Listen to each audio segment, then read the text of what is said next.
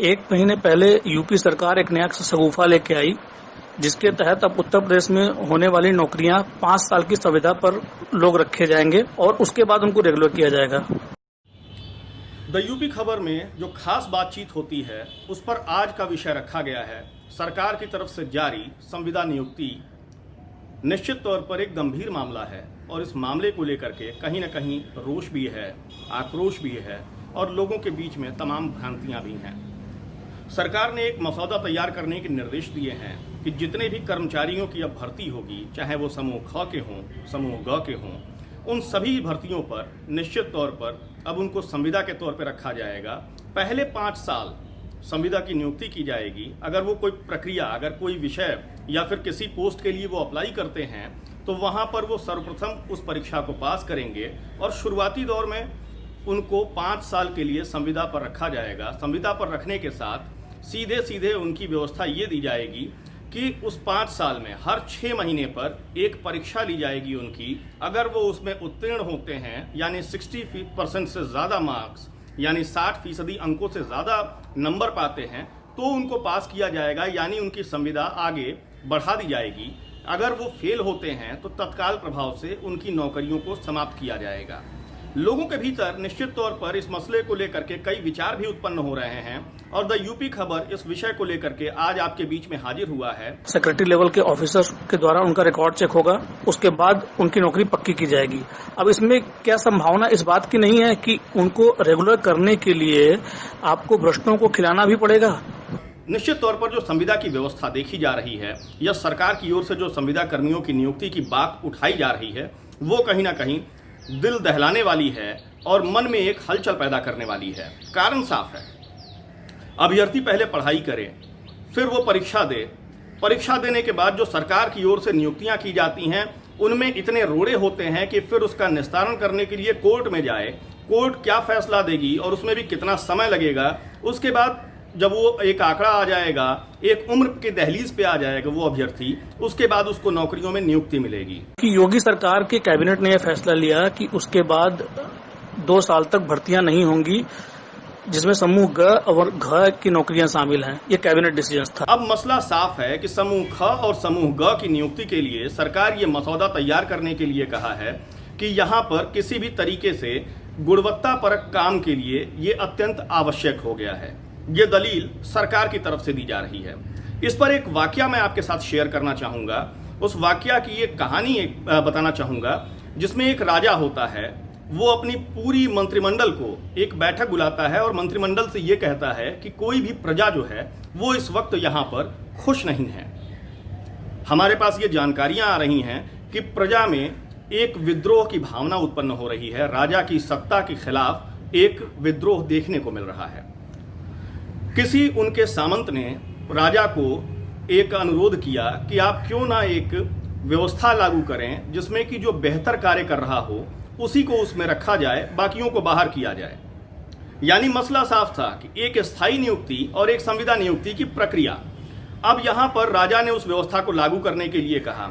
फिर बाद में धीरे धीरे जो प्रक्रिया, क्योंकि वहां पर जो मंत्रीगण जिस पोजीशन पे थे या फिर जो मंत्रीगण जिस मलाईदार पोस्ट पर काबिज थे, वो एक दूसरे को काटना शुरू किए। यानी जिस मंत्री को मलाईदार पद नहीं मिला था वो शिकायती बन गया, वो शिकायतकर्ता बन गया और वो दूसरे पद के लिए या दूसरे मंत्री के लिए जो जगत लगाने लगा और राजा के पास तमाम शिकायतें लेकर पहुंचने लगा।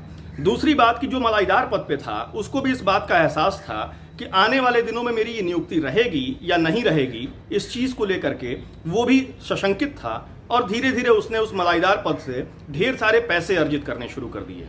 कहीं ऐसा ही मामला उत्तर प्रदेश के योगी सरकार तो नहीं करने जा रहे हैं?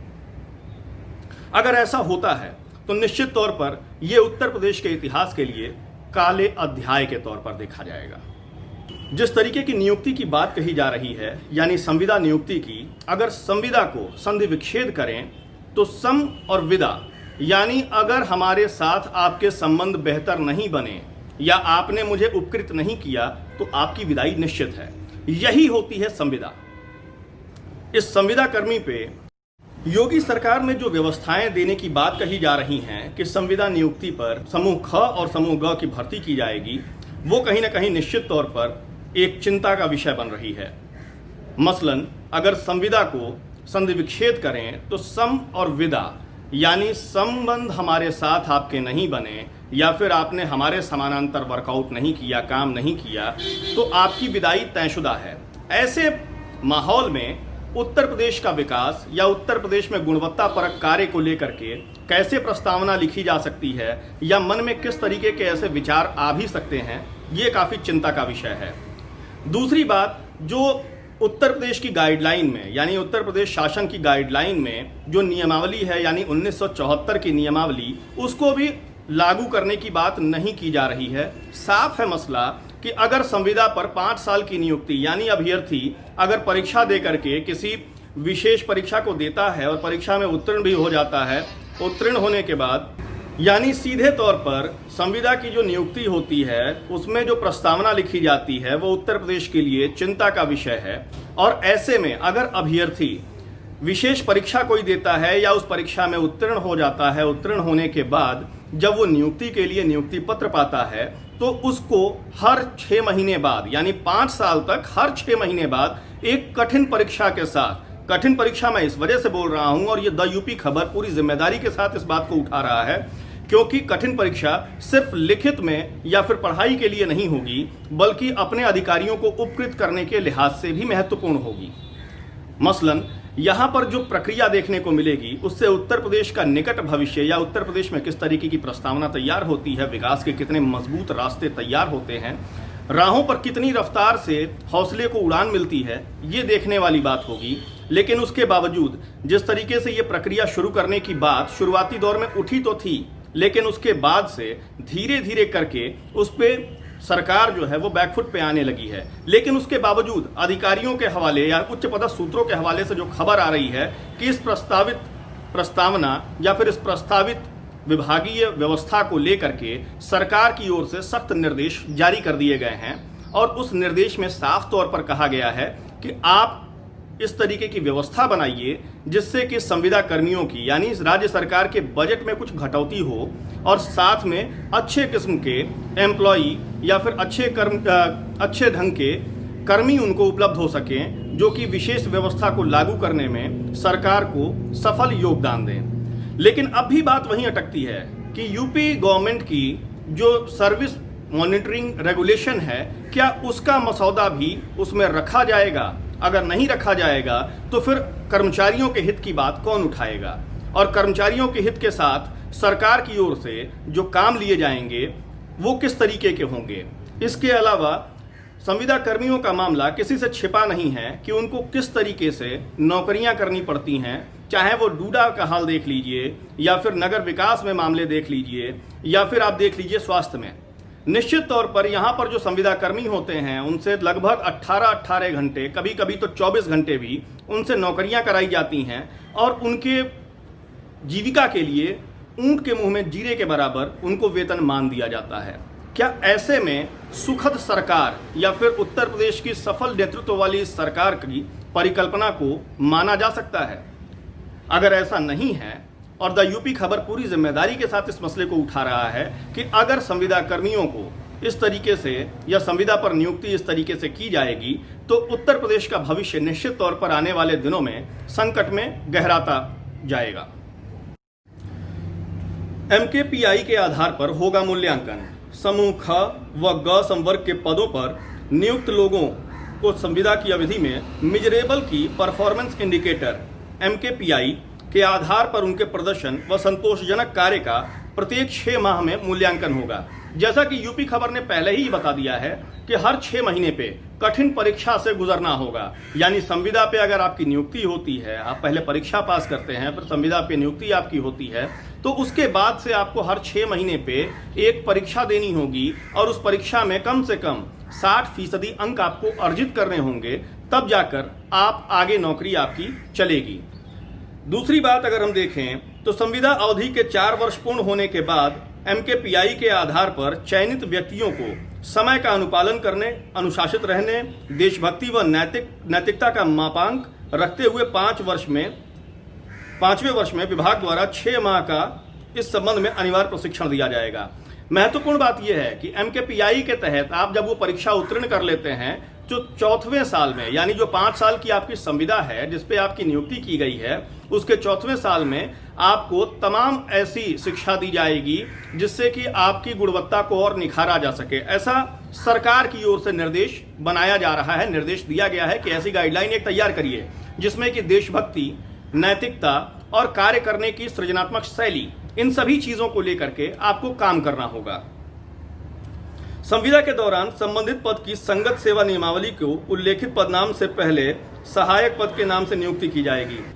महत्वपूर्ण हो जाता है कि सबसे पहले तो आप परीक्षा पास करते हैं और परीक्षा पास करने के बाद से आपकी जब नियुक्ति होती है तो वो पहले 5 वर्ष जो संविदा के होते हैं, उस संविदा के सेवा काल में आपको तमाम ऐसी चीजों की व्याख्या देनी होती है और उसमें कुछ चीजें महत्वपूर्ण हो जाती हैं जो सरकार या आपके विभाग के द्वारा प्रदत्त होंगी। मान लीजिए कि आपका चयन एक अध्यापक के तौर पर होता है, तो उस अध्यापक के नाम पर, आपके चयन के नाम पर वहां पर सहायक लगाया जाएगा, यानी आपका पदनाम होगा सहायक अध्यापक। ये महत्वपूर्ण है।